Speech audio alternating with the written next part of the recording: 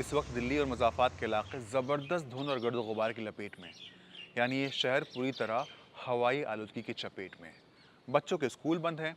India में जारी आलमी कप के प्रैक्टिस मैचेस कैंसिल हो गए हैं। बड़ी तादाद में मुलाजमत पेशा अफराद घरों से काम कर रहे हैं। गैर ज़रूरी तामीरात पर आर्जी पाबंदी लगा दी गई है।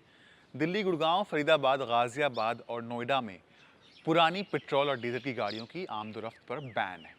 सरकारी एजेंसियों ने इंतबाह जारी किया है कि आइंदा 15 या 20 दिनों में सूरत हाल और भी ख़राब हो सकती है, क्योंकि हमसाया रियासतों जैसे पंजाब, उत्तर प्रदेश और हरियाणा में ज़राअती फजलात को जलाने का सिलसिला जारी है। ये डरावना है और ये हर साल बढ़ता जा रहा है। और हमने जो मास्क रख दिए थे वो मास्क हम दोबारा निकाल रहे हैं। जब हम काम पे जा रहे हैं तो हम मास्क पहन रहे हैं। आउटडोर एक्टिविटीज़ कम हो गई हैं। मतलब ये विजिबिलिटी भी कम हो जाती है, visibility is reduced and you can't breathe properly, so it affects your mental health also. Mausam Sarma की दस्तक के साथ दिल्ली की हालत हर साल ऐसी ही रहती है।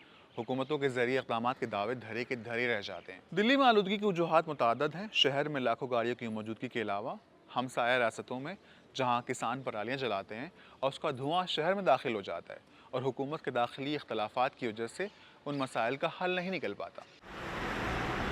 हवा नज़र नहीं आती, ये एक बहुत बड़ा चैलेंज है।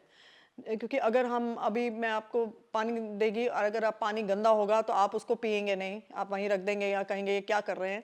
लेकिन हवा नज़र नहीं आती तो हम उसको मानने के लिए तैयार नहीं कि ये इतनी जहरीली चीज़ है।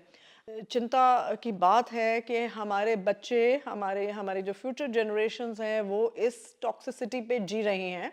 एंड तभी अब बहुत स्टडीज़ आई हैं जो बोल रहे हैं दिल्ली के रहने वाले हमारे बच्चे जो हैं या हम हैं वो 10 से 12 साल कम जिएंगे। दिल्ली के सबसे बड़े सरकारी अस्पताल एम्स ने कहा है कि फ़ज़ाई आलूदगी बढ़ने से मुअम्मर अफराद और बच्चों में दमे के मर्ज में इजाफे और फेफड़े की बीमारी बढ़ने का ख़तरा बढ़ गया। अस्पतालों के ज़रिए तनफ़ुस के मरीज़ों को ख़ास तौर पर और शहरियों को आम तौर पर यह हिदायत जारी की गई हैं कि वो सख्त ज़रूरत के वक्त ही घर से बाहर निकलें, मास्क का इस्तेमाल करें, पानी या लिक्विड का इस्तेमाल बढ़ा दें।